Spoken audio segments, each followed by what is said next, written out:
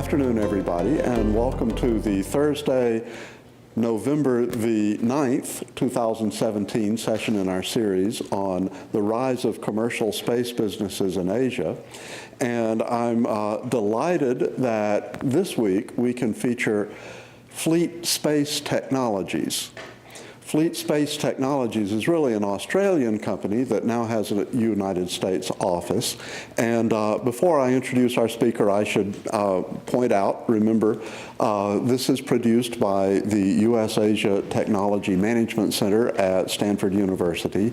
And we will have some refreshments after the session is over and look forward to talking with you more at the end of the session. So from Fleet Space Technologies, we actually have three executives. Our speaker today is Flavia Tatanardini, and in addition to Flavia, we also have Matthew Pearson, who is the co-founder and COO, and Andrew Barton, who is the director of U.S. operations. So Flavia is the co-founder and CEO of Fleet Space Technologies. She started out her career at the European Space Agency, and then she was a propulsion test engineer. And from there, she went to a public-private partnership in the Netherlands that focuses on research, TNO, and she was applying her technical knowledge to advanced space propulsion engineering projects.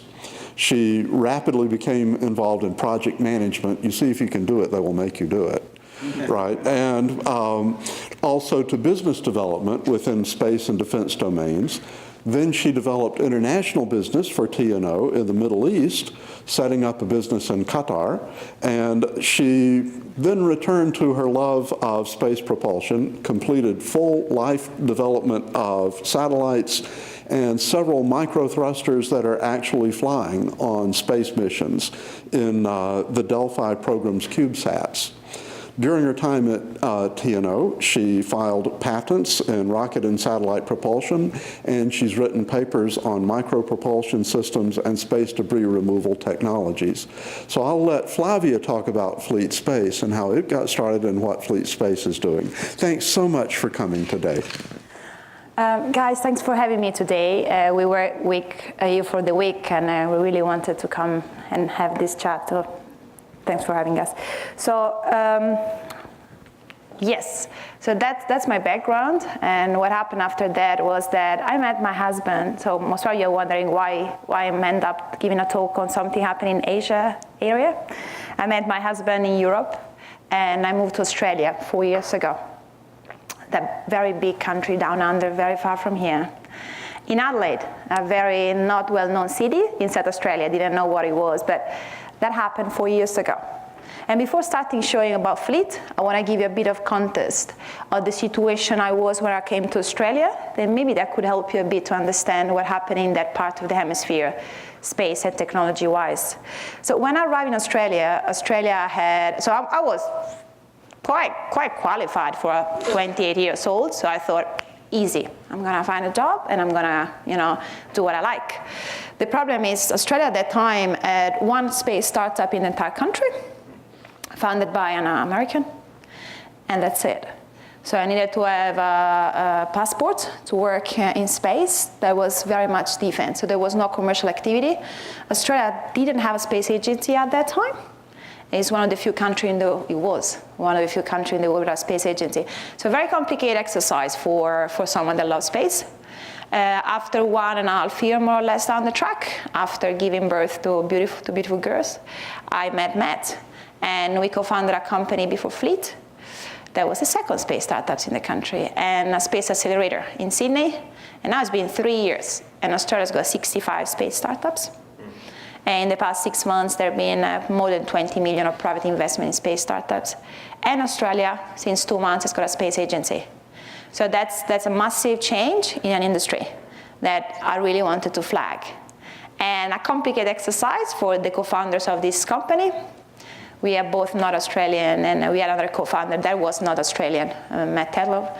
Very complicated exercise to change an industry completely in a very, very important first world region.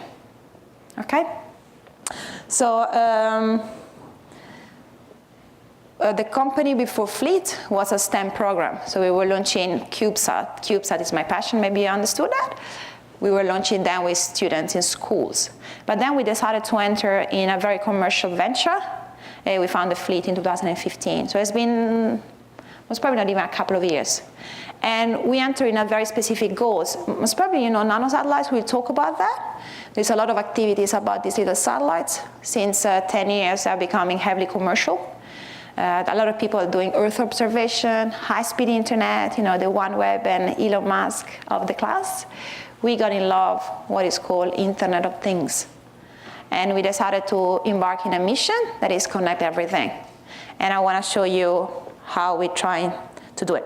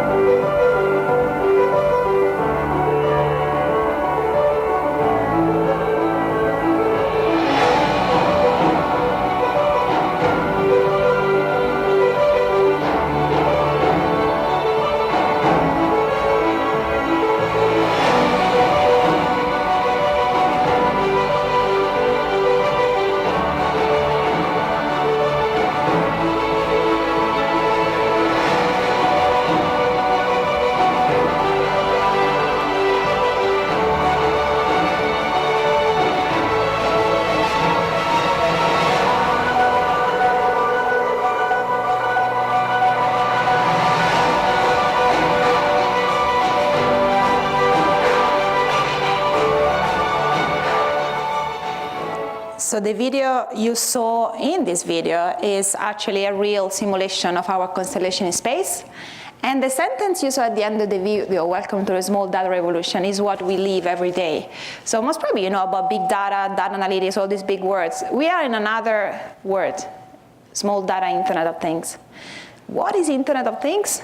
Most probably all of you know about it, but let's refresh our memories, okay? It's 75 billion devices that are gonna come online by 2025. So what it means is that not just us, in our buildings, smart cities, smart watch connect to the smart fridge, and all sorts of things gonna happen. It's way more complicated than that. So what we are living today is what is called the fourth industrial revolution, and you must probably know about it. It's smart agri-tech, smart oil and gas, smart mining, smart transport, smart logistics. It's the fourth industrial revolution. The third one was connecting ourselves to the iPhone, phone, or whatever you got. Great. Okay, we're gonna forget about that device in the window of time to 5 to 6 years, because we are moving into connect everything. It's a very, very big market, okay, and this is why we love it. It's a 9 trillion market by 2020. 2020 is 3 years' time. So Australia is a very interesting country. It's huge. If any of you have been there, I'm from Italy. Okay, it's a very small country. When I went to Australia, I couldn't really cope with the distance. Based very much on industry. Okay, mining, agri-tech, all sorts of industry. That they got to a point to have profitable businesses, but they need to do the leapfrog. And this is where all this money is gonna come in 3 years' time. So if all of you in this room haven't considered what our Internet of Things is going to disrupt our life, you better start looking into that today. Industrial IoT is what we do with the small satellite. So how to improve all this industry that we discussed about, how to allow this industry to mainly enable the fourth industrial revolution. When you live in a time where you're an enabler for industrial revolution, it feels really cool. It's a big problem. The problem is the industrial IoT is a giant mess nowadays. So if you know the topic, everyone knows it's going to happen. But we don't have 75 billion devices connected, not even close. There is a very, very big problem that is connectivity. I was used to go to conferences, and everyone has got a sensors, an app, a cloud. There is everything in place for the Internet of Things revolution, except that they don't know how to connect it. This is not an exercise of 3G, 4G. This is not an exercise of having infrastructure to connect you to your iPhone. This is 75 billion devices all over the place, in oceans, in regions, on cars that moves from one region to the other. So there is not an infrastructure existing at this stage. And they're all trying to figure it out, but it's very messy. And nowadays, if you could use the infrastructure that are in place, you will spend more than global GDP to do that. Okay, so we thought, there must maybe there is an opportunity here to unlock the change, okay? What is out there now to connect Internet of Things? There is the infrastructure to connect us, so the 3G, the 4G, the 5G. There are the drones, a lot of the drones revolution, to connect devices. Okay, great, slightly complicated. There is Wi-Fi, right? Wi-Fi and all sorts of technologies. Wi-Fi has very heavy protocol. I mean, Wi-Fi connects to your phone, and I'm afraid you have to charge your phone how many times per day? Okay, it's a very, very piece of power-driven tech. But when you deploy sensors in a field or in a building or in a street or in an oil and gas company or in a farm, you don't want to change the batteries every day. You want to leave the sensors there for many, many years. So Wi-Fi is not a thing. So everything is available out there is very expensive. And there are satellites out there. There are. So nowadays with a satellite that is what we call an all-space satellite, you can connect one device once a month, beeping once a day for $20. That could seems like a normal amount of money. But now if you got 10,000 cows in South America, and you have to spend $100,000 a month to connect them, you're not going to do it. Okay, so this is the status of the technologies today, and this is why fleet exists. At least we are trying, okay? So the big cost of Internet of Things revolution, a revolution that everything is connected, that the infrastructure cost is very, very high. So the terrestrial infrastructure that connect you with 3G or 4G, they have been very expensive. And they are in the cities where you live. And there are, by the way, 3 billion people not connected, maybe more on the internet. But if you actually look at a global scale of a solution of things moving from one side to the other side of the planet, the infrastructure is very expensive. All satellites are an expensive exercise, and we all know this. So I'm talking about $1 billion to launch, $1 billion to build. It's been historically a government and defense or big corporation exercise, right? So how can you actually put an infrastructure in place that can help you to lower down the cost? It's really, really hard. And this is why this scrappy and nicely CubeSat play a big role, okay? So we are living in a very unconnected world, even if we believe we are connected. You guys are in Stanford. You are the best of the best with access to the best services, the privilege, but the rest of the world is very unconnected. What you see here is maps of 2G, 3G, 4G, and a company called Sigfox. So Sigfox is one of the companies around the world that is creating an alternative to 3G and 4G, terrestrial, so with antennas, right? For cities to connect Internet of Things in smart cities. If you look at that map, there's a lot of white, a lot of black, there are the oceans, though all that white, all the black is completely unconnected. When I talk about industrial IoT, I talk about those areas, I'm afraid. I talk about agriculture fields, oil and gas, mining. I talk about boats and ships moving from one side to the other side of the oceans. We live in a very unconnected world. And this is what we used to do for a long time. And this is what we do now. And if you don't know Nano Satellites, this is a great technology that was actually born in the US 20 years ago called Poly, with the idea of, thanks to the amazing new electronics, PCB designs, advanced manufacturing, to shrink capability of a satellite in something by 10 centimeters or a little bit bigger, or 30 by 40, and instead of having a big bird flying there in geostationary, costing billions of dollars, voila, you put in low Earth orbit because the guys are little and they can stay there for a longer time. You don't spend so much to put us there. They don't have a massive lifetime, but who cares? Our iPhone has got 1 year lifetime. You're happy to change it. So it's a similar concept. So this is where we're standing right now. There are a couple of companies around the world in the past 5 years that did very good commercial exercises around this CubeSat, and it's Planet, one of the company in the US, doing Earth observation with one Australian co-founder. One is Spire, doing a lot of weather and asset tracking. They're really doing well. They raised a lot of money. So the reality is that looking at space, at Earth from space, is better. Space is better.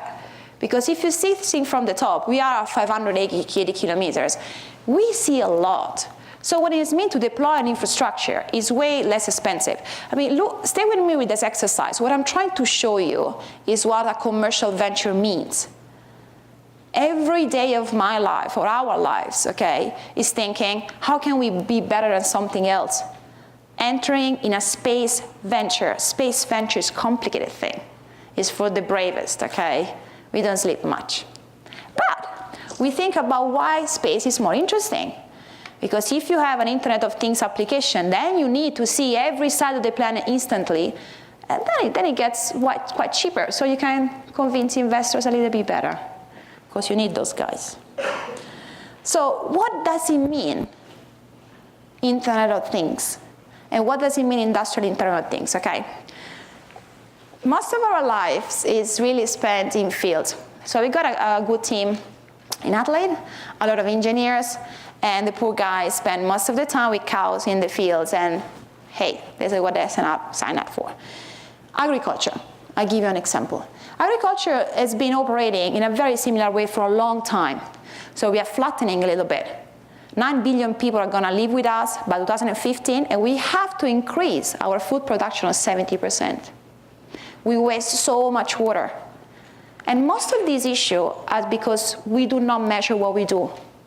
When you measure, you can understand what you do wrongly, and you can increase efficiency. And you will wonder, 2017, why we don't measure things? Why in that field there are not heaps of sensors? The problem is not the not willingness to measure, is there is no connectivity. Australia is very unconnected, so we live in a country where we feel this problem really much. But you guys live in a massive country as well. Sometimes it's hard to get your 3G connection. So imagine having an infrastructure to connect thousands of sensors in that field. What we are talking about is that field with soil moisture sensors, weather stations, animal tracking, temperature sensors, water sensors to minimize the water wastages, okay? But not even that. I mean, there are American companies working about biodegradable sensors that you actually throw them in the seeds on the ground, and you measure everything about the crops. So this is the world we are living. So nowadays, you can easily have 1,000 of sensors in this field. You don't have it. And the reason why you don't have it, because you can't really spend $20 a month to track a seed. It makes no sense, right? So this is why it never happened. But now it's happening. Now you need to use solutions in which you can lower the cost so much to make this happen. Farmers, they live, this is their life. This is what they do every day. They've done this for a long time. For them to implement technology is hard work. And if they have to spend so much on connectivity, it's not a thing. But this is how the world is changing. It's called agri-tech. Smart logistics, that makes me laugh, okay? It really makes me laugh. Satellites nowadays, they track where is a ship, what is one boat, okay? That it goes from tracking, and it's a hard exercise, complicated exercise. The world is changing. So one of the boats got thousands of shipping containers, thousands of them. They go from the port of Rotterdam to Hong Kong, for example, okay? With what is called, sometimes they call supply chain. So each of them is a refrigerator with food inside. We waste 40% of our food in that exercise every year because we don't track things. So one of our clients is a funny story. They move mangoes, I love mangoes, from South America to Asia. The mangoes need to travel a very specific temperature inside the pulp. It's, I think, 18 degrees. So sometimes there is a tracking exercise outside the shipping containers, but hey, this is weeks of travels in which the sensors are exposed to the sun. So most of the mangoes get rotten when they get to destination. So there are people that want to measure every single mango inside.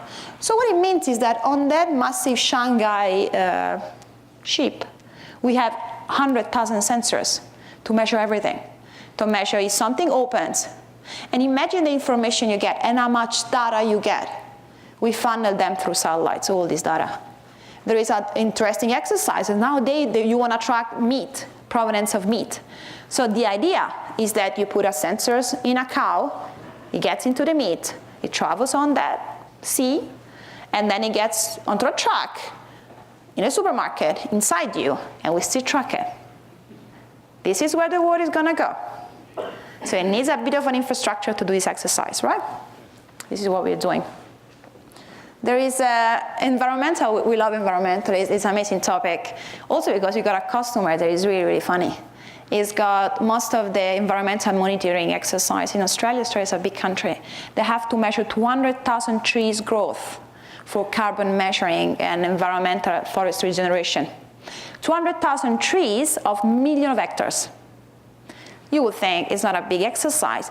They use people with a pen and a paper and a caliper. So people are constantly 12 months a year going there and measuring trees, measuring fences. So going on top of a car to check the fences if they're broken or not for 10 hours every day. Guys, we live in 2017. I'm sure that can be done better. And the problem is not the sensors again.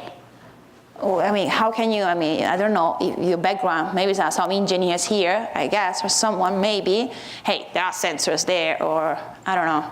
You can measure these things. The problem is this is unconnected regions. And the Amazon forest is exactly the same. You put connectivity there, low cost, and then it's done. You don't need to spend so much money to do this exercise. We sent one of our guys in Queensland, beautiful, where there's the Great Barrier Reef, okay, there to do this exercise. And he was in the middle of nowhere, sleeping in a tent. He couldn't connect with everyone. And the day after he told us, luckily I have the satellite modem because I was lost in the middle of nowhere. I'm like, yeah, that's life. This is how it works. There is this need, okay, for this low-cost, very precise package of data that this is the world I'm living in. And Matt and Andrew are living in. This is what we need. And it's completely changing everything because for all our life, we've been used to love high-speed internet. We want to chat on Skype, and we want to chat the YouTube video with the cutie cats, doing amazing things. This is a lot of data. But these sensors are bits of data a day.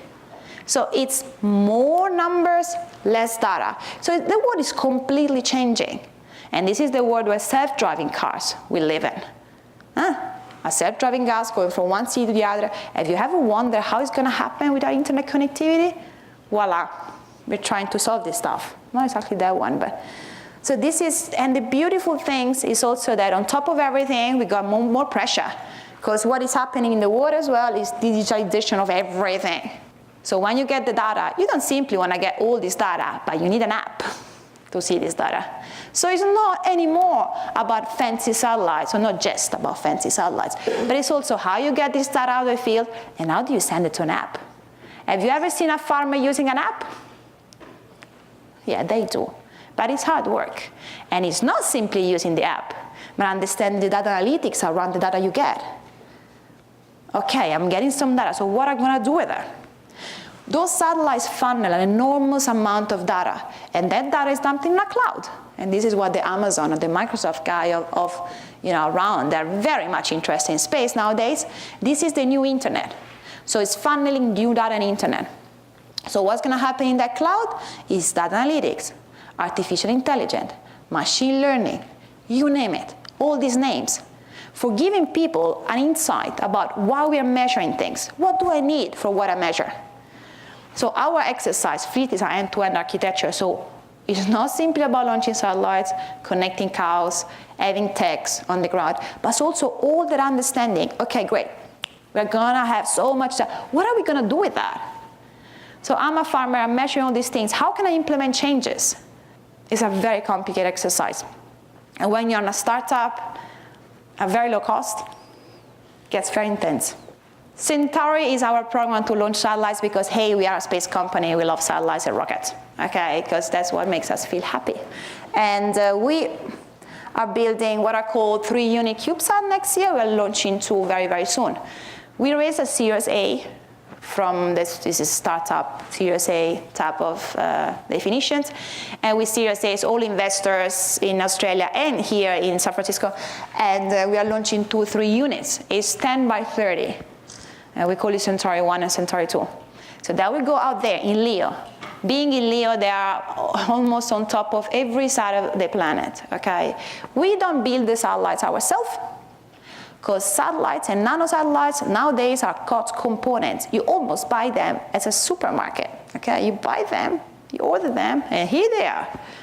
So it's interesting to know. Do you want to ask something?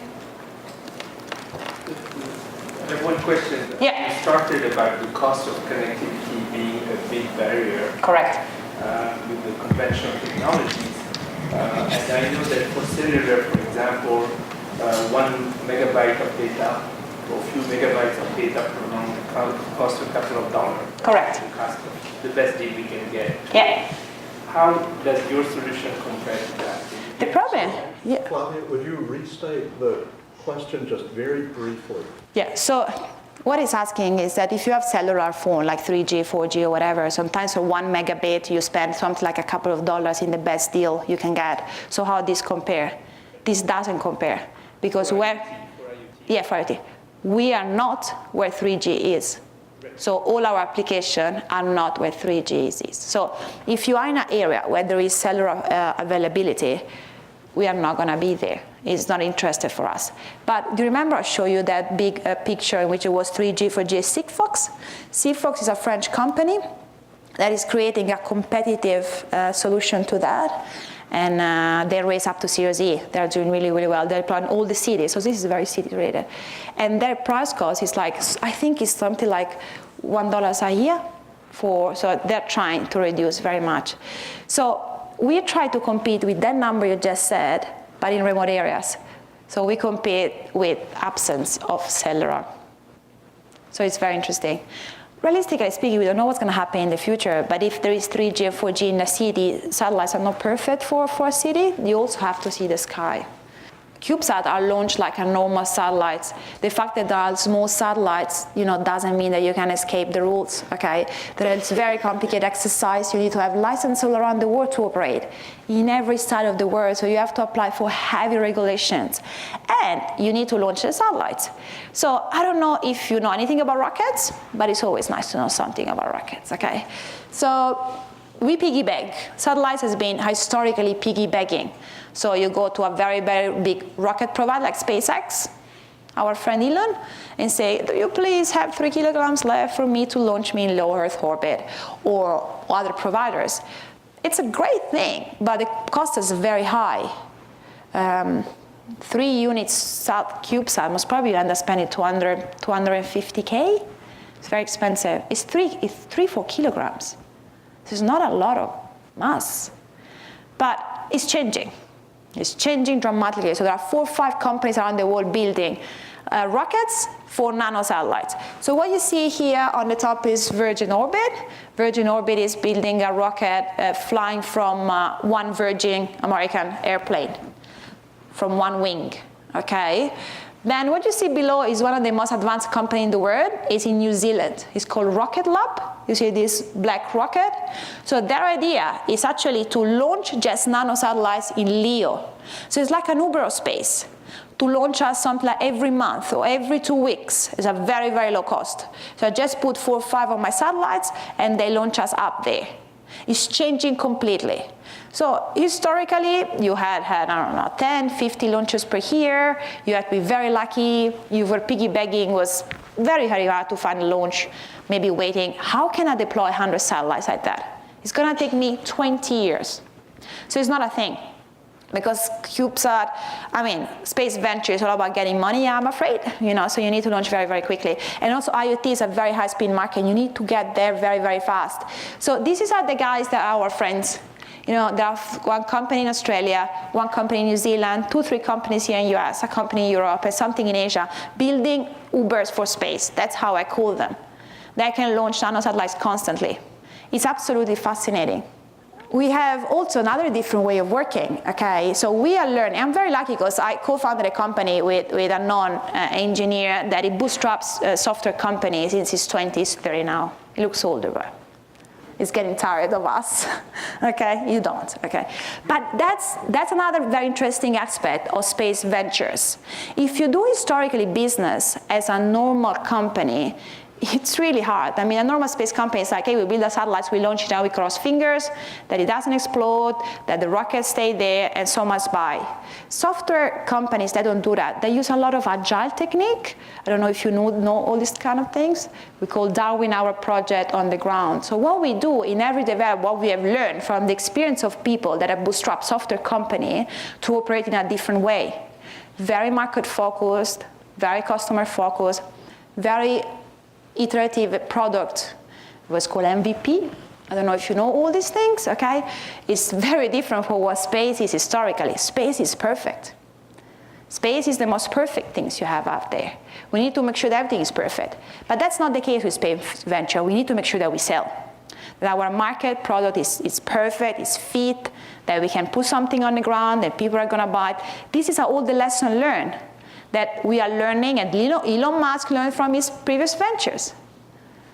And the CEO of Blue Origin learned from Amazon experience. And I'm fascinated about this, that the people that are most successful in space are the people that have experience in venture in software or SaaS or all sorts of things. Doesn't have to be underestimated. So I'm really glad that I had the chance, the opportunity to co-found with someone so different of background from me. I would have not gone anywhere, not even all with those old patents and stuff that you mentioned, that they look really fancy, but it's not a business capability really. Most of our time we really do spend with cows. Okay, it's a thing. Everyone wants to connect their cow. I'm afraid we have just to go with that. Why people want to connect the cow? Why is this relevant? It's food provenance, I told you, but there are all sorts of things you can do. There is virtual fencing, so it means you don't have to have fences around you. It's a very complicated exercise. We were in Europe, me and Matt, and we were talking with a company in Toulouse, and they were asking us, why do you need to connect cows? Because in Europe, they're very, very close to the farm. Europe, the farms are small. In Australia, you herd cows with helicopters, with massive helicopters. So this is how it is. So it's quite complicated, okay? There are fields of 10,000 cows. And you want to make sure that you don't lose them, they're not stolen, that you track them if they're sick. You don't have to be there. You can be on the other side of the planet and track how they're doing. It's this natural instinct of knowing where your cows are. It's what we do. So it's a small team. I mean, this is a small startups. We go from 3 people to 20 people in 4 months. This is our warehouse in Adelaide. It's all shipping containers that we have transformed in labs. It was hard work. We are not in Silicon Valley. If I had just 1 penny for everyone that told me that I should have moved to Silicon Valley, I'll be the richest girl. But I'm not. Because I'm an entrepreneur that worked without any money for the past 3 years, okay? Australia, as I told you, changed completely. We are the little darling of Australia, and it's great. Last week we made it to the top 20 space startups in the world. I mean, next to SpaceX, Virgin Orbit, Rocket Lab, Blue Origin, and it's insane because we are on the other side of the planet. So there's a shift of paradox of changing also where things can happen. We are very focused on downstream, and downstream what is very relevant in Australia and other countries. We are also people like you. I mean, I'm 35, Matt is 31, we are just young guys, very passionate about what we do. But it's not that, this is hard work. I mean, Fleet is moving. It's very capital raising intensive. Having a satellite company, you just cannot simply have, 40 million to launch them all at one time. But you launch them in time and you learn and you reiterate. So Fleet is going through the next series of investment. It's a constant capital raising. While we were in Australia, this is most very relevant for your understanding of what happened in Asia and Australia and sort of things. During Series A, we didn't know if we could have raised in Australia. So we were ready to go to Silicon Valley. But we raised in Australia. We are doing Series B and we thought, we're going to go to Silicon Valley. And we are raising again in that side of the planet. Because it's completely opening. Because it's commercialization of space. It's not simply saying, I'm going to build a rocket to go to Mars. That we all want to do anyway. Okay, and that's good. I was in a conference in September in Adelaide, so where we are here, and at the end of the conference, Elon Musk gave a talk about his Mars plan, and he spoke about his bigger rocket. It was a joy to watch this exploration in this mind of the person that is actually thinking to build a rocket as big as 160 meters to go to Mars and colonize Mars. And funnily enough, this is an entrepreneur that has spent the past 10 years achieving everything he wanted to achieve, right? And he said this in front of 4,000 space engineers and space very relevant people, and they believed him. So this is how space entrepreneurship change. When you can actually justify why you do it and why you commercialize it, is very, very complicated. What we are trying to achieve with Fleet is kind of create the new generation, of 3G, 4G. I was in a conference and I found myself not remembering what G stands for. We are so used to seeing our iPhone that it's generation. I didn't remember. And someone was very, very cute. They said to me, I hope Fleet will be so successful that in 4 years you will have, or 5 years, you will get to 3F, then generation, and people will not remember that it's Fleet, because this is what we're trying to do here. Create a national, international standard for connectivity. That is not like a piece of cake. So this is more or less our story. This is what we are trying to do right now. It's been a crazy story so far. It's been a hell of a journey in a couple of years, and it's not finished here yet. We are learning on the go. This is our second startup, at least for me, not for Matt, but it's a global issue. It's something we feel very close to us. In a couple of weeks, we are deploying in some commercial farm in Australia, and then we deploy in the Great Barrier Reef. The Great Barrier Reef, for someone that has never been to Australia, is one of the most amazing beauty of the planet. It's an enormous, it's in Queensland. It's a beautiful reef that is struggling tremendous. It's giant with many islands, struggling heavily what is called bleaching of the reef. So the reef is dying, and it's all sorts of issues happening there. And the problem is they cannot measure what's happening. There is no connectivity. So we are deploying in the reef, under the reef, all sensors around the reef, and yeah, we love it. It's great. There is an app on the Great Barrier Reef in which you can take a photo with your phone and upload the photo if you see that there is something wrong, like you see that the coral is bleaching or someone is throwing, but there is not 3G, so you cannot upload the photo. So it's useless. So since I started this, I've realized how many problems you can solve in the world if you actually create a connectivity solution. It's very high tech. As I told you before, it needs more than simply connecting a couple of sensors. It needs a massive engine in the sky of data analytics, data collection. It's the new internet. So yeah, this is what we're trying to do. I guess we have to work harder and keep moving. This is a great time for you to do that.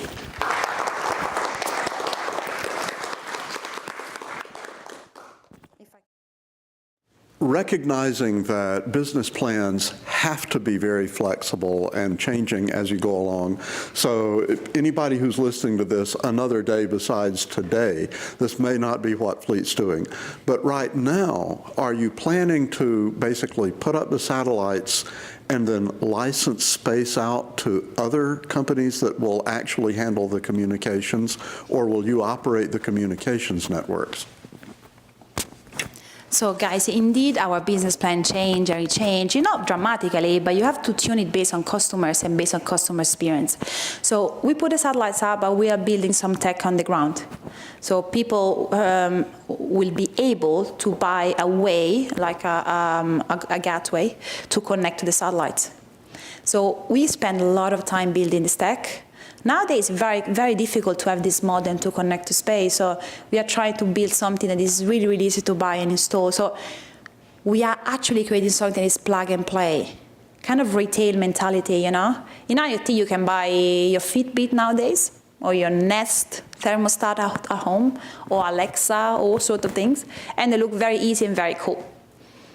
Industrial IoT is not as easy, so this is what we are trying to do right now. So to bring product on the ground like that. I have a question about the communication between the satellite and the device. You must be using some free license, I imagine. What sort of standards and the device maker find the interface off the shelf? So what he's asking is what kind of communication we use from satellites to the ground, if it's free licensing or what it is.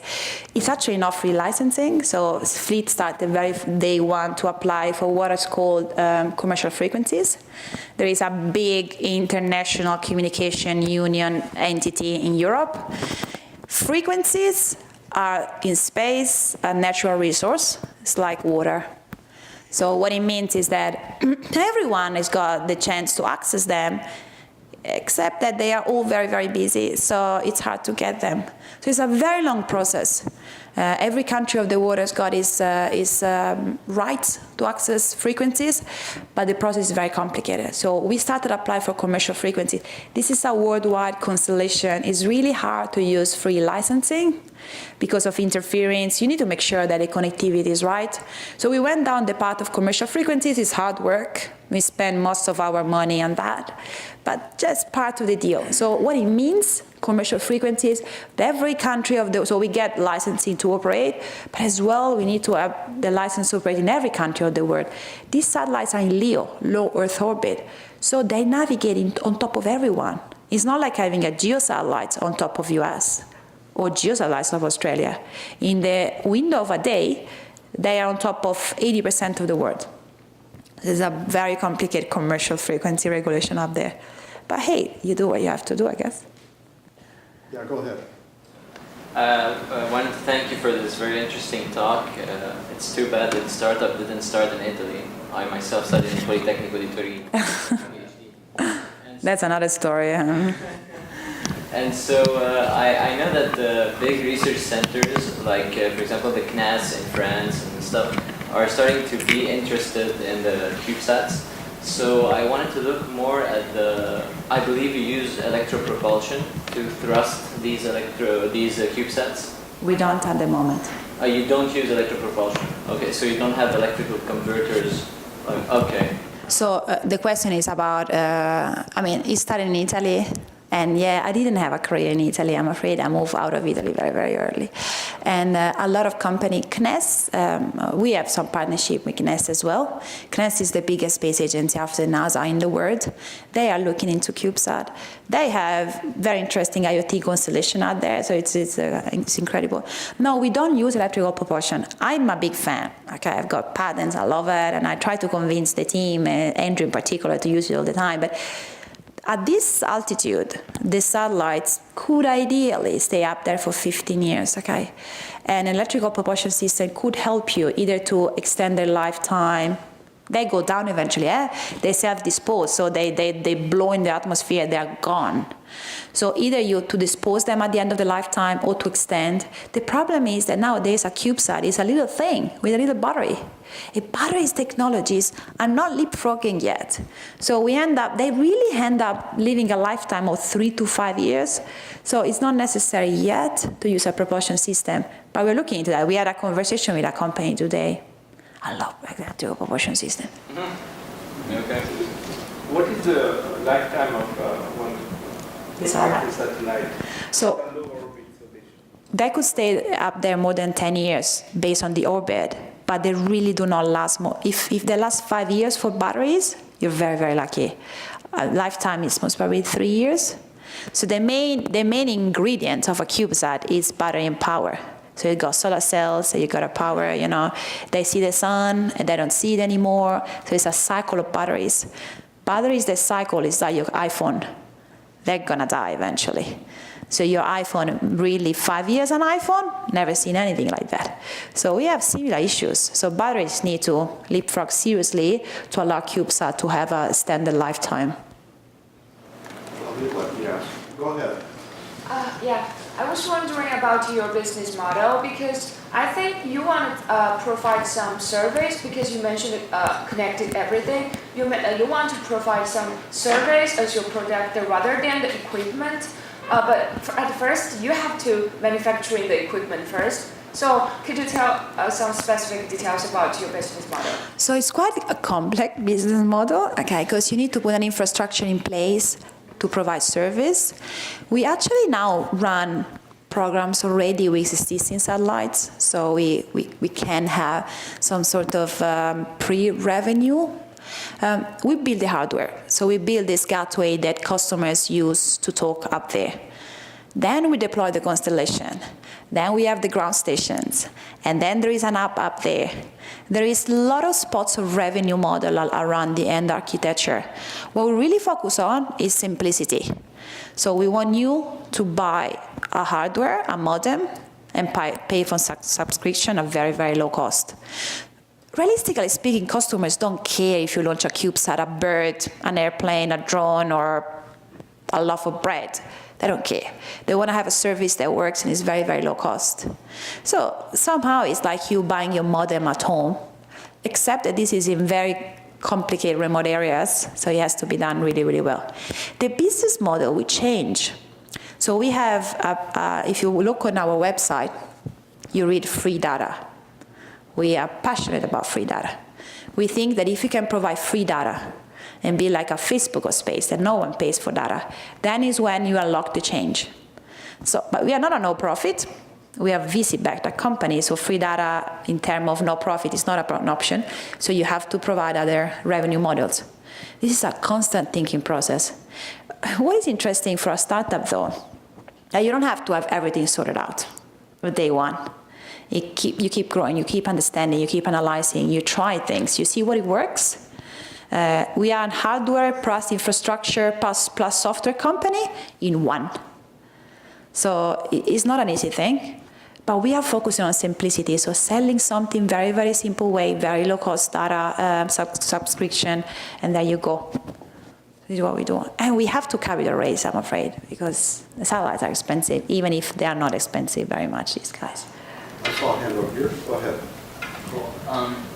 So you mentioned building a really small satellite above the Earth. How big is the receiver underground? Are they as small as my nail, or are they as big as the GPS? So we have an aggregator. So what it means is that we put a modem in the field that aggregate 1,000 sensors around it or something like that, okay? So Like a modem. you do have infrastructure underground. So it's not an infrastructure, it's a plug-and-play modem. But how big are they? It's most probably as big as this, a little bit bigger. Okay, so it's plug and play. That's the key. So the key is how big is the radio. So you got, gets a bit technical, but you get a radio on the ground, you get a radio on the satellites, and you need to talk with a very low power, and very quickly, because the satellites goes as fast as anything. So consider the receiver is so big, you probably can put on a wild animal, whatever one. You can put on there. So what we don't do is sensors to satellites. So we don't put that radio on the cow talking directly to the satellites. So our architecture is a bit different. So we are for what is called massive IoT. So if you got 10,000 or 1,000 animals in a field, then in the middle of the field you put a receiver, and that one collects data from the cows. What is interesting is that so the cow has got a little transfer, but very, very little. And that one talks horizontally. So they are essentially a mesh network. It's a mesh network, something like that. Yeah. Ground is mesh, push to cloud. Correct. So what is interesting, and nowadays there are technologies that are called LoRa or Sigfox or Ingenu, in which you can actually go down to 25 kilometers from a node to a node. Which is Norway, Netherlands, almost. Correct. So my second question is how big, what's their bandwidth between your receiver and receiver? Are they like as fast as 4G or still like 2G level? No. It's we bump very little bits of data. I mean, every sensor talk beats every time they talk 10, 12 kilobits data per day. So it's really small.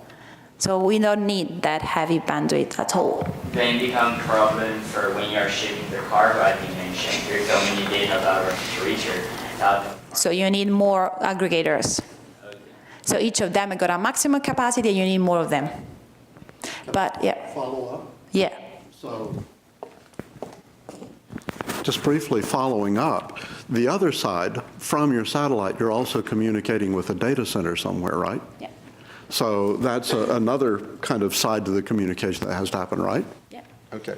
And what we are also about, so it's a ground station. So the ground station gets the data, and then they bump the data in the cloud. What we are passionate about is that 90% of the IoT data is quite useless. I mean, imagine tracking out what a cow does every day. Hey, hell, most of the time does nothing. Okay, so sometimes you see, it hasn't been moving for 3 days. Maybe you go and check. Okay, but the rest is useless. So you have to optimize that bandwidth because a lot of IoT data is useless. So that's where the cool things kicks in. All the machine learning and what data do we need? Why do we need it? What can we do with that? And that's what the cloud is interesting. Do you just last question. Do you know how their company based in Colorado, Gogo? You know Gogo? Do we know Gogo? Yeah. I'm asking Andrew because he's the chief engineer. Okay. Basically, they provide the internet to anyone who flies the airplane. Oh yeah, interesting. So they have their own satellite. Exactly. So they have them. That's even more bandwidth necessary because the satellites, the airplanes got more data to. Yeah, cool. We've got a number of questions in the audience. I see 4 people. I saw your hand first.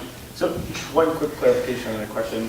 So you're looking at sub 1 meter aperture antennas for the Earth station side. Just if you could confirm that. And then for attitude control of the satellites, the earlier question was asking whether or not it's Electrical propulsion systems. lithium or something like that. I'm assuming you still have some attitude. Oh yeah, you do. When it decays, you can force it out of orbit. So I just wanted to confirm that. Okay. And then the other question, with large-scale data sets that don't change, historically, geospatial data, for example, used things like wavelets or stuff like that.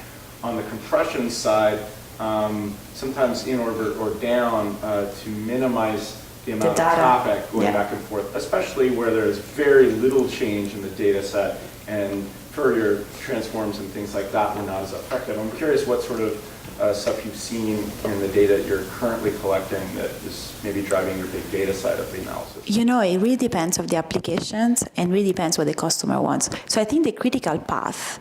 So if you think of geospatial application in the past, what we're trying to do here is to bring the data in the hands of customers, right? On an app, so that they've got an app and they check the data, they look. What I find interesting there is that they drive that. So one interesting part of the IoT revolution is the 2 ways.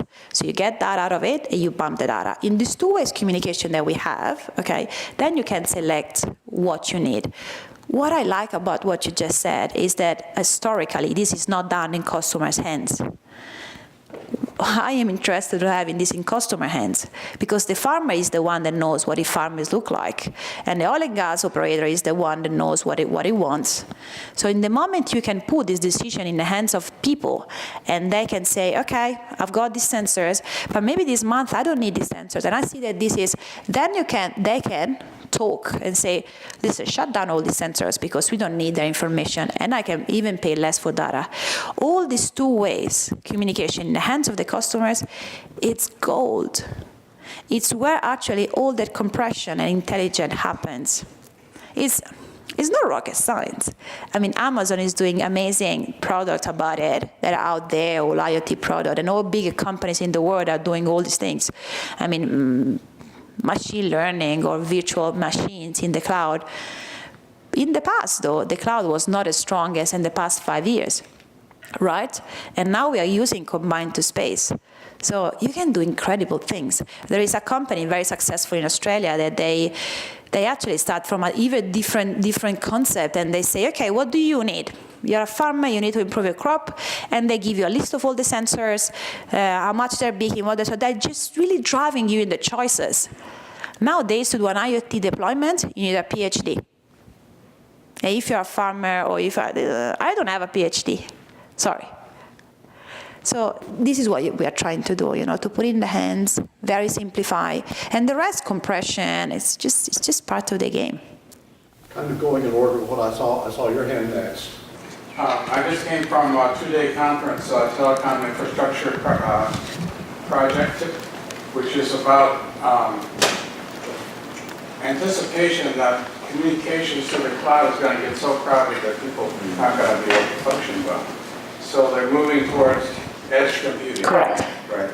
It sounds like that's what you're planning to head for. This is why we have an aggregator, and we don't talk directly to the satellites, because you do computing on edge. I met with a client in Western Australia. They had an energy company, 10,000 sensors and drones to get the data. In 3 weeks, their cloud, AWS cloud, got completely shut down for all the amount of data they had. Okay, Down. Behind you, go ahead again. Yeah. I have 2 questions. First, one micro satellite, how many devices can we serve? The kind of device that you target. And second, because these are low orbit satellites, you cannot really have real-time data communication. So you need to wait, right? Correct. Some kind of synchronization, unless you have multiple satellites and you manage them precisely to address the Correct. So how do you put? So the question is regarding, latency of the satellites, okay, and how many devices, okay. So the reason why we want to deploy 100 satellites is not because we want to cover all Earth. We cover all Earth, but you see the satellites once a day. And then you keep putting more satellites, and you get to a point that you go almost to real time, so you need 100. What is interesting with Internet of Things is that if you're a person that wants to talk, like voice data or check internet, you're not going to accept the fact that you have 2 hours of delay. Okay, not nowadays. But if you're a cow that wants to beat data, you can do it once a day. So Internet of Things is amazing on that. You can most probably address 70% of the verticals of the market with 10 satellites. But then it gets tricky when you want to get security and safety, or border control, and you want to activate a valve for security, and you want to open a gate because something happened, and you want to have an emergency response. Then when it gets really tricky. So those are the other 30% of the market that you need to have more money to deploy more satellites. But IoT has got this beauty that even a tree growth, not even once a day. This is once a month. A cow, a soil moistures, you really need once a day. So the sensors talk to the gateway constantly. So the fog computing on edge is like, okay, this is not important. As long as it's satellites, I launch it. So all that intelligence behind communicating that finally we can put in place. So the satellites see the what we call it the portal. So it's a little gateway, okay? And it sees 100,000 of sensors. But what the satellite sees is always that gateway with a fixed capacity. We launched 3 units to start with. You saw the photo. Then we're going to move to 6 units and then to 12 units or maybe bigger. So every satellite sees more of them. But the idea is really connecting billion of devices. That's the idea, billion of devices. So 100 million of this gateway, billion of devices. This is an exercise that is quite intense. It's a lot of high-tech, multi-accessing, it's complicated. But this is why you got also these nano satellites. You launch 2 and you learn. You launch 10 and you learn. You update. There's this company called Planet. They have done really, really good on nano satellites. They've launched more than 120. I don't know if I'm up to date. Really, most probably it's more. And they had a camera. And the first generation they could see, with this pixel. And then it got better and better. Now it's looking quite amazing. Because technologies, as you see with the phones, technologies, they incredibly go so fast that if you have the opportunity to launch a satellite every 6 months, you can update them. Our historical satellites, for your phones in GEO, they are up there for 60 years. So for 60 years, we use the same technologies. It's quite different, isn't it? Over here. So there are already companies that are providing satellite connectivity. Today we can put their modem onto their own container-based system. So to track at the level of each mango, all they have to do is put an edge concentrator that can collect the sensor data and communicate it. Yeah. So they have to do very little to make take it next to the next level of the devices, whereas you're trying to build everything. And one thing that struck me when you talked about commercial licenses is that in many applications like cargo, it's moving across international water. Correct. And getting those licenses is very complicated. Very complicated. So It's easier from space. So how would you tolerate a competitive response from some of these existing companies? So the question is about the fact, the supply chain is a very interesting exercise. The supply chain goes from one country to the other.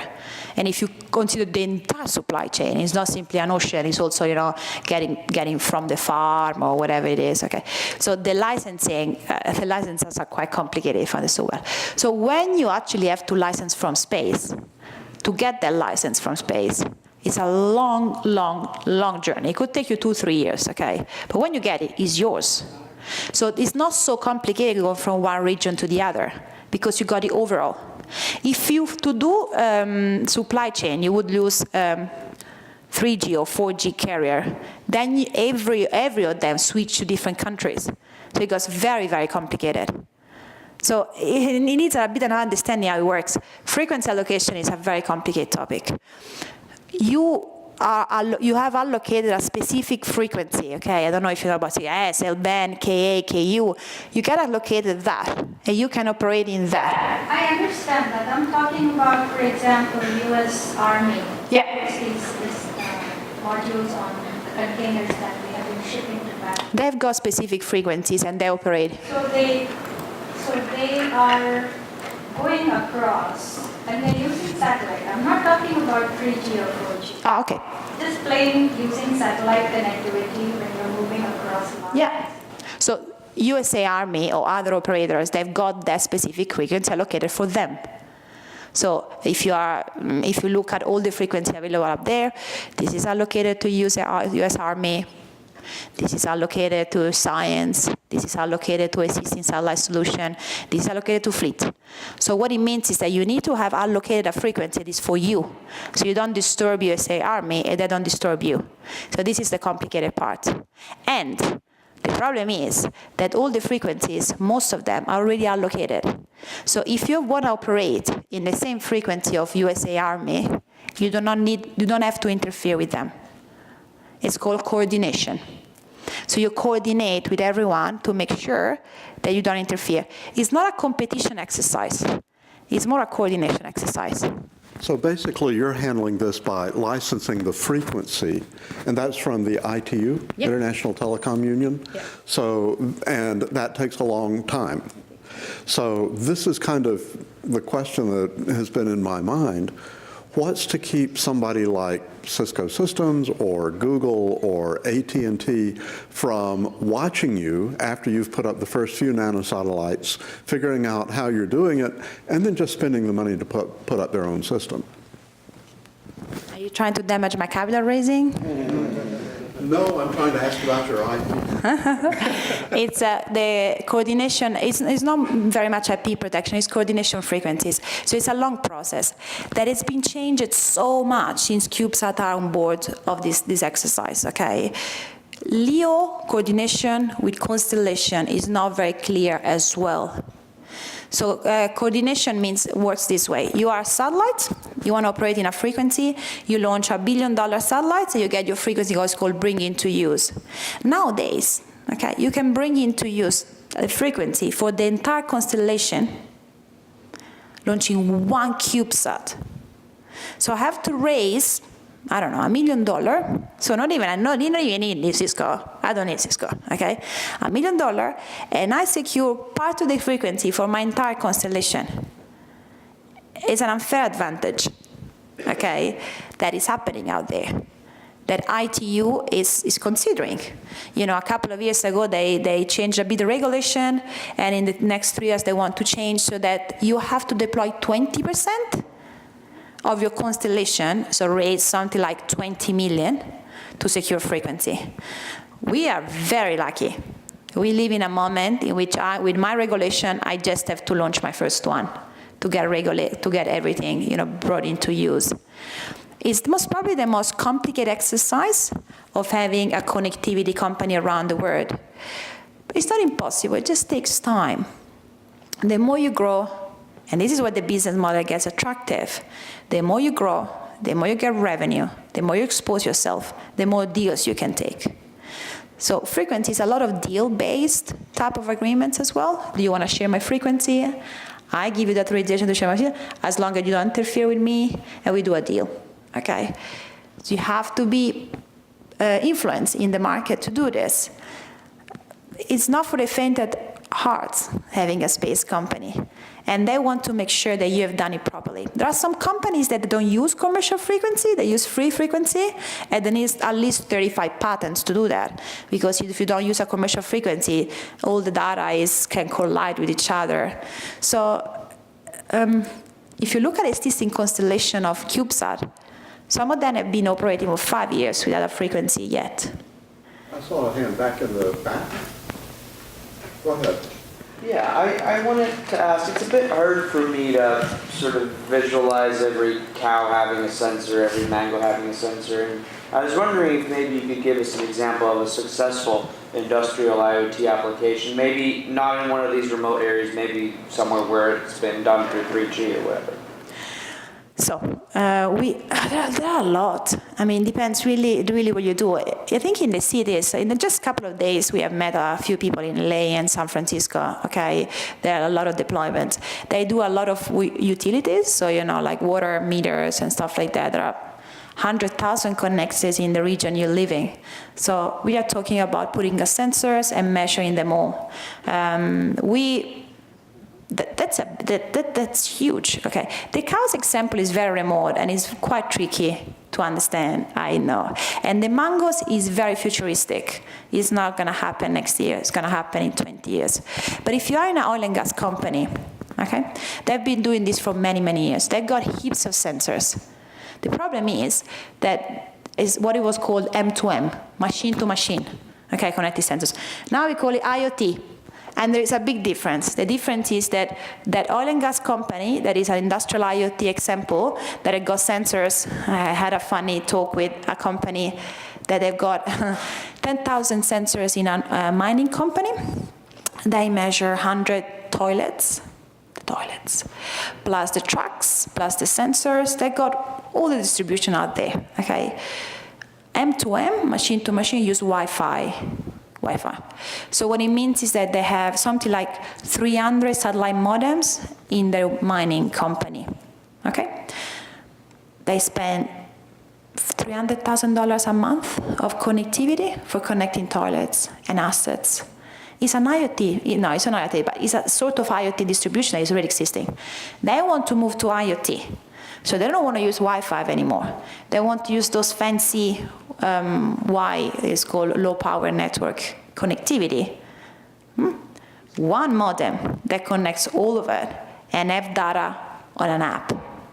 So the world is changing, okay? So it's moving from what is already existing, measuring a lot of things, to measuring better. If you look at oil and gas, mining, utilities, this historically they can do this very, very well. When you get into agriculture, they can't. They have never done it. They have never done it. I mean, we got wineries, so we work with wineries. Wineries, they want to, it's called precise agriculture. So they actually do put sensors to measure every single vine. I like wine, so I'm happy with that, okay? And they go around the winery with quadricopter, but like walking or people to write data on a piece of paper. IoT is already there. The problem is that the 75 billion devices are not online, are offline. So I know you struggle with the mango story. It's a cool story. But it's not going to happen tomorrow. It's going to take time. But IoT is really there. And there are a lot of sensors already connected that they are not online. And we have to put them online, eventually. Let me follow up real quick. A couple of years ago in this series, we had Komatsu come and present their autonomous hauling vehicles that they use in giant mines. These things have, the tires are like 4 or 5 meters in diameter, and they're autonomously driven. So of course they're using GPS, and they were able to get rid of drivers. It was a terrible kind of conditions that people were having to drive in. Dusty, very thin, really unhealthy. And so they reduced it down to somebody sitting in an air-conditioned office who's kind of, the dispatcher watching everything. It's one step from that to getting the data automatically into their central data system. But that mine is so far away from everything that they really need to have satellite communication in order to move the data around. So this is going to enable, I love the idea of the connected cow. I think we may have to do something about that in a series at some point. There was a couple of hands. You had a hand. Go ahead, again. My question was back to ask you earlier question about competitivity, and I think the question was not really about managing these frequencies in a smart way the way you do, but rather can, for example, a global star come and give a better deal to the customer that you are addressing today? Sure. And how do you? There's not just global star, there are many. Exactly. So what we are seeing, okay, is two things, but we are not sure about this, okay, because when you disrupt existing companies, if they're very smart, they will disrupt themselves and will try to catch up with you, okay? If they're not, they will just not make it. All these satellites company, most of them, they're already going through bankruptcy. So they are struggling themselves. And sometimes I also struggle myself.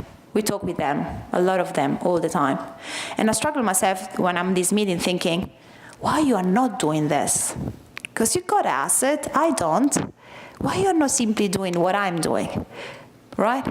And, and most probably this is the same for every ventures and every startup, that they start creating an app and thinking, why is not Facebook doing it? Okay, these historical big satellites, they spend a lot of $1 billion. I mean, this exercise is 100 million exercise, the entire constellation, maybe a bit more, maybe a couple of 100 million.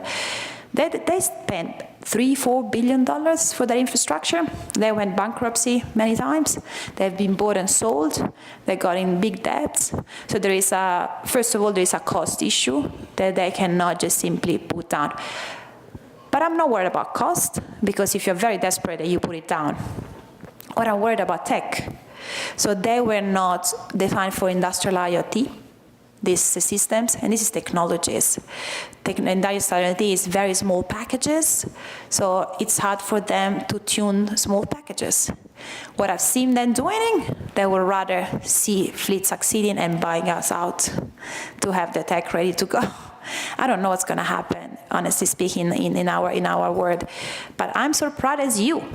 And I wonder, why still this customer spend $20 a month per cow, with this connectivity solution? So it's a mix of price and technologies.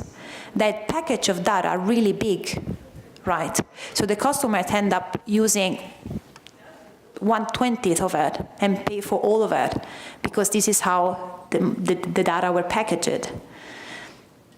That's very complicated, okay, exercise.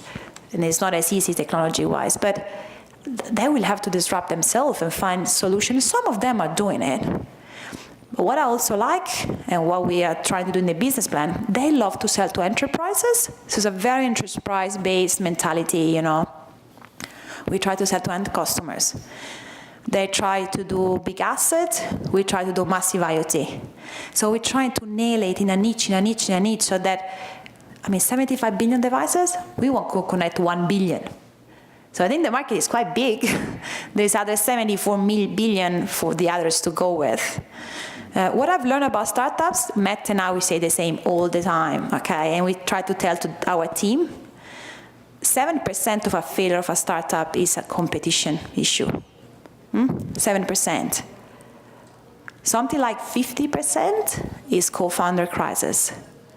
And the rest is the market is not ready or the product is not good. So we prefer to spend our attention to focus on our game, do it properly, work hard to understand the market, and create a product that makes sense. And when we get a bit bigger, and then we start competing, then the fun will start. 2 questions. Go ahead. CubeSat is an example of a company involved in optical comm and laser comm, and matter of fact, that is also an example of a company that is planning the ground station in Australia. Are you interested in interacting with those types of companies? We interact with everything, Andrew talks with everyone on the planet, try to understand what everything is doing. Lasers are very interesting technologies. Lasers got the issue of the clouds, so when you talk to the ground, you need to make sure of weather situations. It's very interesting interlink, where you talk satellites to satellites. The way we operate and the things we do with Andrew is that we track everything. When you're a company like this, you need to be ahead of innovation technologies, because it takes you a long time to implement them. So you need to make sure that you are grabbing the latest. Australia's got a lot of cool companies. It's a very big industry for ground station solutions as well, because it's a very big country in the southern hemisphere. So tracking constellation satellites is perfect. So we have so many dishes, so many amazing tech. So we track them all. We cannot do everything. So the way we operate it, we focus in priorities, R&D priorities and tech priorities, hoping that every round we raise, we can implement something fancier, and hoping that we don't miss some important technology. The CTO of such a position, such a company, is such a difficult position. You know, you need to be so open-minded to technologies, very, very well informed, and but listen, it's an amazing tech. It will be also good for frequency allocation. Last question for the formal session. So I had sort of a closing thought. Obviously, it's a store and forward, and it works in environments where 3G maybe isn't available, so this is sort of connectivity of last resort and serving those areas. Really, really exciting. But on the point of store and forward, the fewer the number of satellites in the constellation, then naturally the more data that you're collecting as it traverses the path. I'm curious on the ground station side, you know, if you're trying to serve remote areas, those are also going to be sites where there is probably connectivity. So if you're looking at traditional sort of satellite hubs, hotels and things like that for the ground stations in the downlink, curious if that's the case, and then how much capacity the CubeSats are really able to carry in terms of. So what is interesting? So he asked about how it works, the ground station, the capacity, and so forth. Okay, so you got this gateway on the ground, and the satellites see them, they get the data, right? It's called store and forward. So you are the gateway, you wait till you see the satellite, you send the data, all those intelligent data you want to send, not at all. Then the satellite bump data when it sees the ground station. Okay, so we are creating a mission ground station control center, the first one in Australia, but then we're going to have other 5, 6 maybe, we are not sure, maybe 10, okay? But we're not going to cover the world with ground stations, okay? So there's going to be always that store and forward till the point you got 100 satellites, okay? It's doing simulation in the hands, okay? So 6 of them well positioned really help you to decrease the time of waiting for our customers, okay? That could be 20 minutes or something like that. So these are S or L or no, UHF dishes. They're not. Don't think about the massive dishes. I mean, they're 1.5 meter thing, okay? 2 or 3 meter things, wide things, okay? And some Yagi antennas and so sort of stuff like that. There are fancy things you can do. You know, you can use GEO. So you can use a LEO to GEO link to use GEO satellites, ground stations. And that's where it gets interesting with the competition, how you can leverage them. GEO have got massive ground stations on the ground. They deliver you an IP address. So, okay, you have to wait the satellites, but then you got 2 seconds, and then you get the data. There's a lot of fancy things you can do. For the moment, store and forward is fine. But what we have learned is that customers that have no access to data, when you get them some data, they're like, oh, that's amazing, it feels so good. And then they're like, can I have more? And I'm like, oh yeah, I'm okay waiting 20 minutes because I've got nothing. Can I wait just 5 minutes? And so you need to get there very, very quickly to improve what you do and create some premium. Hey, if you want to have faster and go through GEO, you have to spend more. It's simply like, you know, it's like every retail sales. This is how it's become. You need to increase your services. So just kind of last comments. You're sending up 2 satellites this coming year? Yeah. Okay, so we have news that we will see from Fleet Space Technologies going forward. And please stay around, everyone, and get to talk with each other, get to talk with our speaker, get to talk with the other representatives of Fleet Space Technologies. And thank you all for coming. And Flavia, thank you so much for your great presentation.